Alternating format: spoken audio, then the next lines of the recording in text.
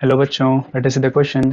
So this is assertion reason type question जहाँ पे हमको दो स्टेटमेंट दिए जाते हैं और इन्हीं स्टेटमेंट्स की वैलिडिटी पे के अकॉर्डिंग जो है हमको यहाँ पे इन चार ऑप्शन में से कोई एक ऑप्शन चूज करना रहेगा। तो स्टेटमेंट वन को रीड करते हैं।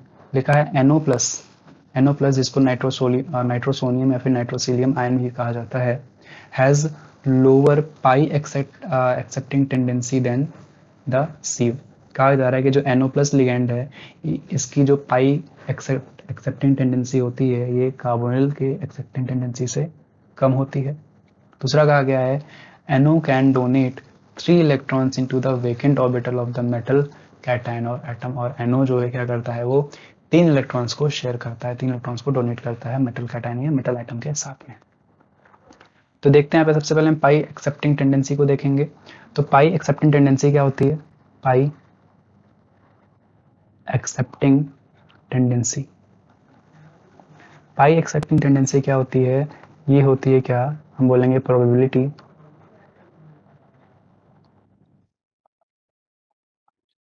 To accept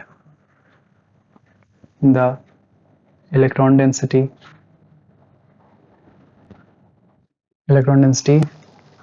from filled d orbitals of metals into their into themselves into themselves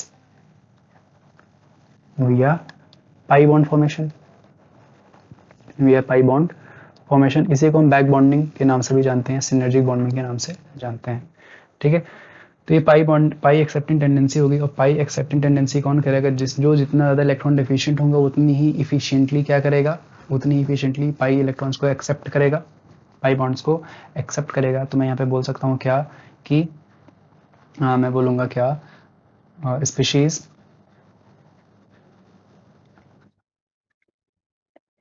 मैं बोलूँगा क्या यहाँ पे, higher the electron deficiency, higher the electron deficient species,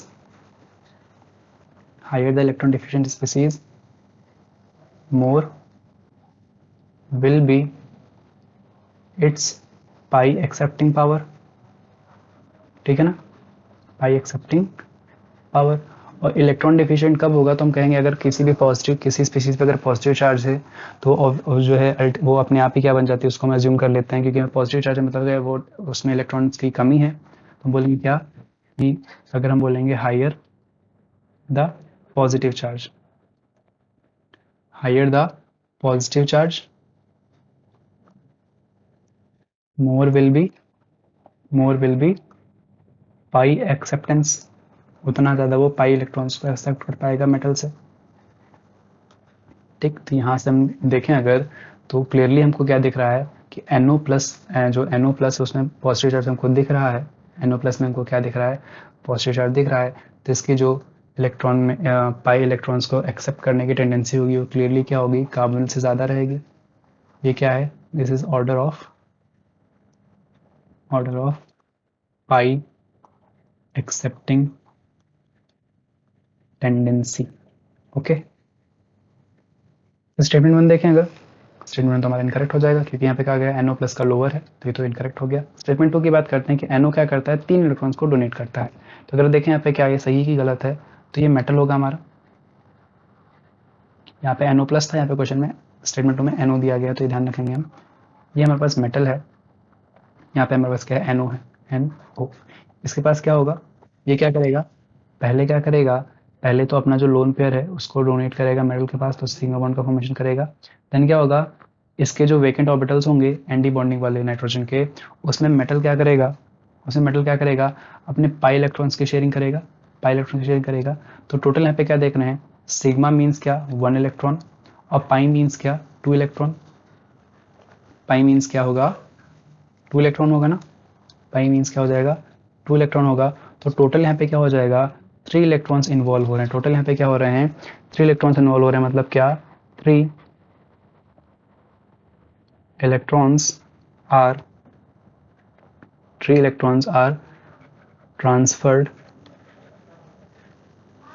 transferred between